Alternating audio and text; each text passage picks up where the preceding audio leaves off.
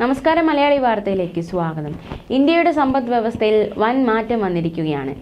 ഇന്ത്യയിലെ ഓഹരി വിപണി ലോകത്തെ ഏറ്റവും വലിയ 4ാമത്തെ ഓഹരി വിപണിയായി മാറി.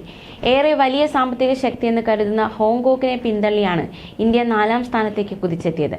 സാമ്പത്തിക നയങ്ങളിലെ പരിഷ്കാരങ്ങളും സാമ്പത്തിക വളർച്ചയ്ക്കുള്ള സാധ്യതയുമാണ് ഇന്ത്യയെ ഇത്തരത്തിൽ ഒരു സ്ഥാനത്തേക്ക് എത്തിച്ചിരിക്കുന്നത്.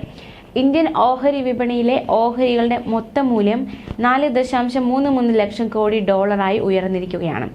ഹോങ്കോങ്ങിന്റെ ഓഹരി വിപണിയുടെ മൊത്തം മൂല്യം വെറും $4.29 ലക്ഷം കോടി മാത്രമായിരുന്നു. മാത്രമല്ല, കഴിഞ്ഞ 4 വർഷം കൊണ്ടാണ് ഇന്ത്യ ഈ കുതിപ്പ് നേടിയത്. മോദി സർക്കാരിന്റെ നയപരിഷ്കാരങ്ങൾ ഈ വളർച്ചയിൽ നിർണായകമായി. ബ്ലൂംബർഗ് പുറത്തുവിട്ട റിപ്പോർട്ടിലാണ് ഇന്ത്യയുടെ ഓഹരി വിപണിയുടെ നേട്ടം അടയാളപ്പെടുത്തിയിരിക്കുന്നത്. ഇക്കഴിഞ്ഞ ഡിസംബർ 5-നായിരുന്നു ഇന്ത്യൻ ഓഹരി വിപണിയുടെ വിപണി മൂല്യം ആദ്യമായി $4 ട്രില്യൺ കടന്നത്. കഴിഞ്ഞ 4 വർഷത്തിനിടെ ഈ മേഖലയിൽ ഉണ്ടായ വലിയ മാറ്റമാണിത്.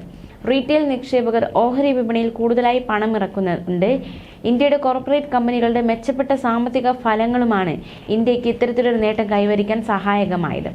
അതുപോലെ വിദേശ നിക്ഷേപകർ ഇന്ത്യയിൽ പണം ഒഴുക്കുന്നതും മറ്റൊരു അനുകൂല ഘടകമായി മാറി. ചൈനയ്ക്ക് ബദലായ സമ്പദ്ഘടനയായി ഇന്ത്യ വളരുന്നുണ്ട്.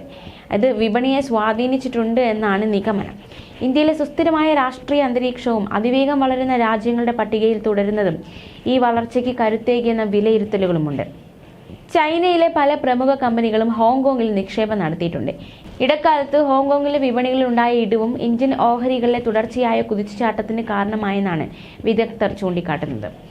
ചൈന നേരിട്ട തിരിച്ചടികളും ഇന്ത്യക്ക് അനുകൂലമായി മാറി.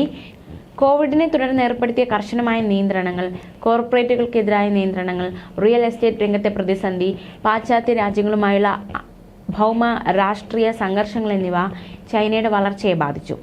അതുപോലെ യുവാക്കളില്ലാതെ വൃദ്ധജനസംഖ്യ കൂടി വരുന്നത് ചൈനയുടെ സാമ്പത്തിക മാന്ദ്യത്തിന് കാരണമാകുന്ന മറ്റൊരു ഘടകം യുവാക്കളില്ലാതെ വൃദ്ധജനസംഖ്യ കൂടി വരുന്നതാണ്. US-ഉം യൂറോപ്പും അവരുടെ ഉൽപാദന സംവിധാനങ്ങളും ഉൽപ്പന്നങ്ങൾ വിറ്റഴിക്കാനുള്ള വിപണിയുമായി ചൈനയ്ക്ക് പകരം ഇന്ത്യയെ ആശ്രയിക്കുന്നതും ഈ നേട്ടത്തിലേക്ക് നയിക്കുകയുണ്ടായി. ന്യൂസ് ഡെസ്ക്, മലയാളി വാർത്ത.